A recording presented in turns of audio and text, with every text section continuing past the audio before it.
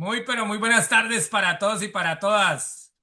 Estamos ya casi en el cierre. Vamos, nos faltan tres ponencias, pero ahí vamos a ver cómo podemos manejar los tiempos.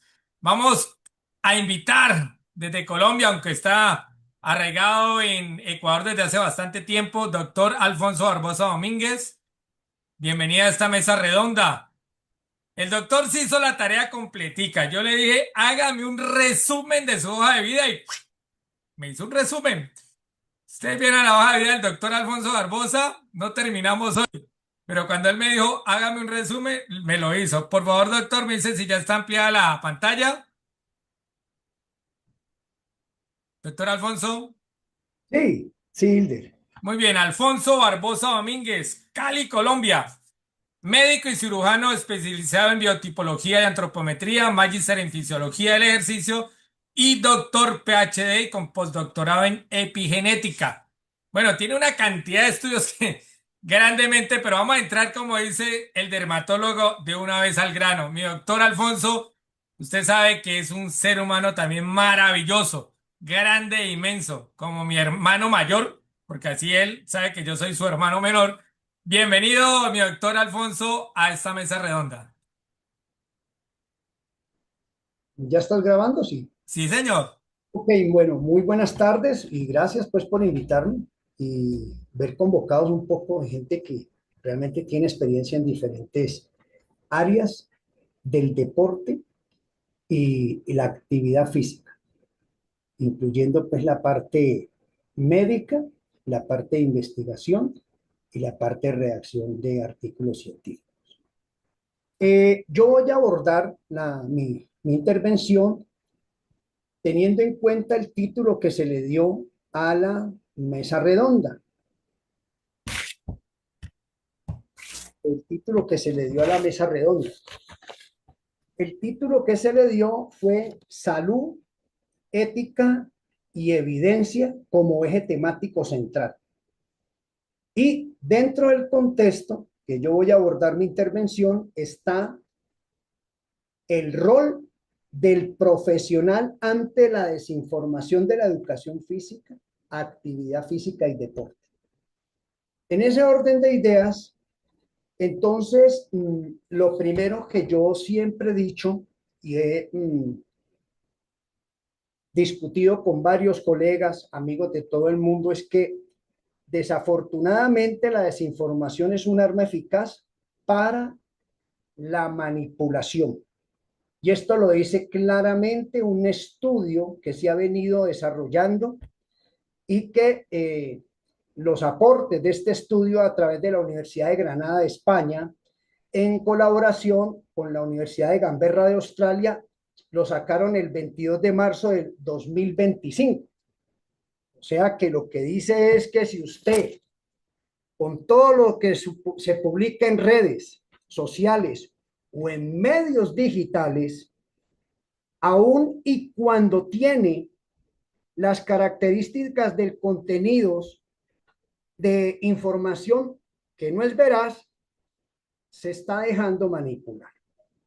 Y su discusión en la información cae en la parte pues falsa.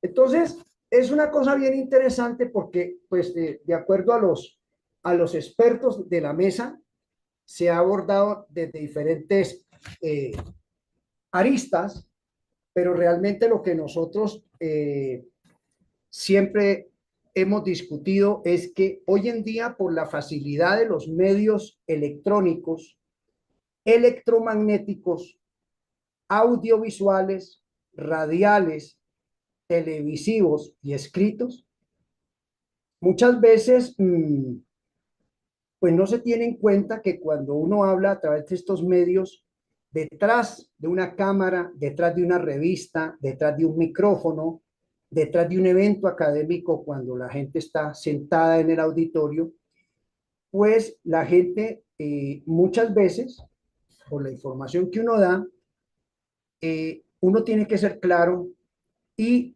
postular cierta información que le cale, que le llegue a todo el público que asiste.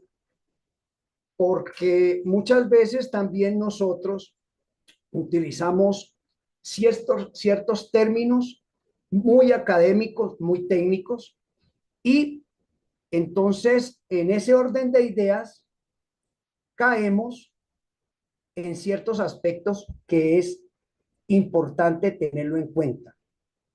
Sin querer, sin querer, nosotros debemos de manejar el lenguaje que nosotros a través de las ideas, los estudios, las investigaciones, los artículos, la experiencia donde trabajamos, queremos transmitir, y muchas veces entonces por este tipo de información la gente no lo entiende y puede interpretar mal. Ese es uno de los aspectos que voy a abordar en mi corta intervención. Entonces, una de las grandes preguntas que nosotros nos hacemos es, ¿qué es la desinformación y por qué es un riesgo para la sociedad? Ese es un gran interrogante que yo siempre saco en mis diferentes intervenciones con relación a esta parte que me preocupa mucho. Y entonces tenemos que saber que una definición de desinformación es la creación, difusión o promoción intencionada de información falsa, inexacta o engañosa, que, pues que muchas veces difundimos y que muchas veces esto llega pues a personas que no tienen la claridad ni la capacidad y por la corta transmisión pues llega de una manera sesgada. La desinformación dentro de la definición es muy diferente hablar de desinformación y hablar de información errada, que son dos silogismos, definiciones muy diferentes, pero que rayan con una línea de definición muy delicada. Entonces, cuando hablamos de información errónea, ¿sí? Que se conoce pues desde el punto de vista técnico como misinformación. Es una palabra técnica que utilizan pues los expertos en esta parte de informática. Y es, por ejemplo, cuando una persona tutea o postea una información falsa sin una intencionalidad maliciosa. Entonces, ese es otro tipo de desinformación.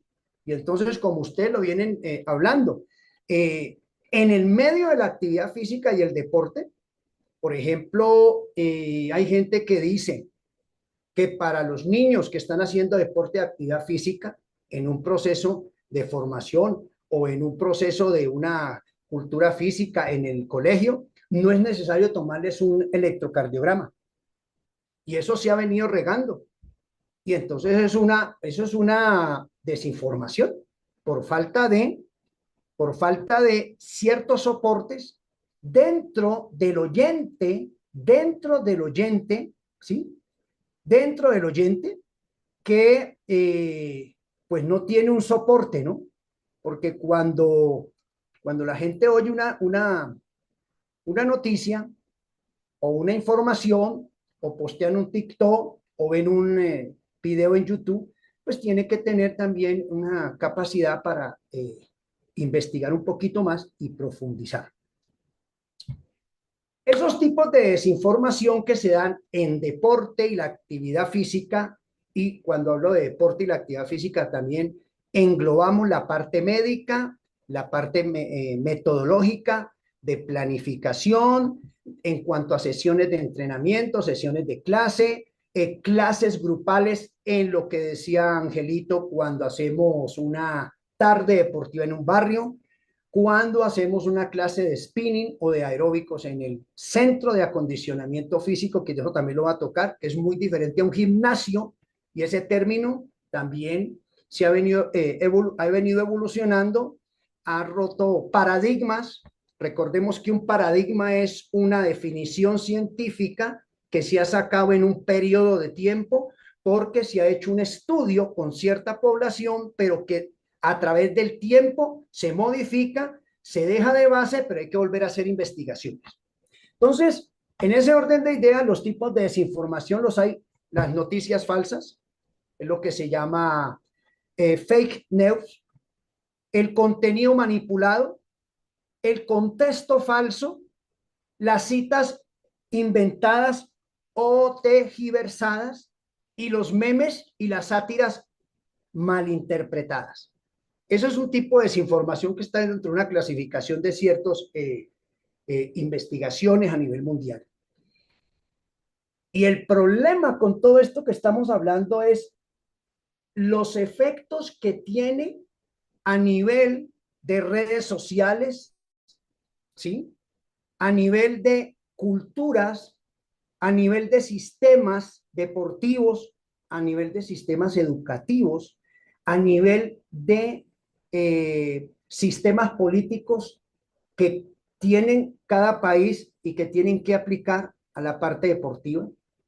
Entonces, con todo esto que nosotros estamos hablando acá, que no es desconocido para ninguno de los que están asistiendo aquí como panelistas, como los que están asistiendo aquí de los diferentes países del mundo o que son de una nacionalidad y que viven en otro país y que hemos venido laborando en el área deportiva.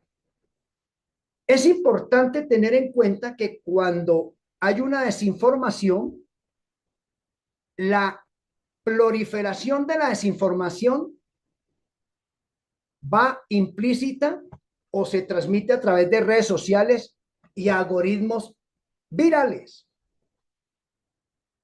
Esto también conlleva a que se prolifere por una falta de educación mediática del oyente, del seguidor del TikTok, del que ve los videos en YouTube, etcétera, etcétera, etcétera. También es incidente en la polarización en cuanto a los sistemas políticos y sociales de cada región, de cada, de cada continente. Y también nos conlleva a intereses económicos y geopolíticos.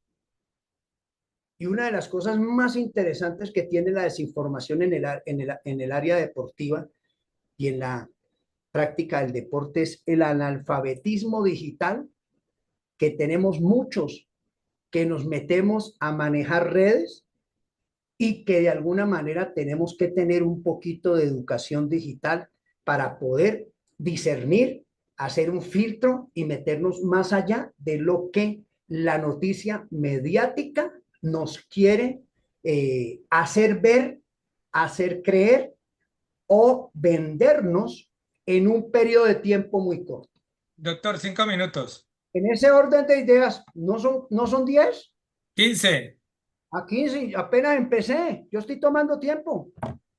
En ese orden de ideas, entonces tenemos que eh, la falta, la falta de esa información veraz en el deporte y la actividad física también tiene que ver con los programas de formación académica a todo nivel, porque por el ánimo de graduar gente, de no dejar gente, entonces también hemos hecho una crítica a la parte formativa normativa, ¿sí? Por el acelere de la formación, como también la parte de esa formación relámpago que decía Giolfredi y otros, que por sacar cursos relámpagos sacan certificaciones que van a disminuir esa formación académica que debe tener el profesional del deporte y la actividad física.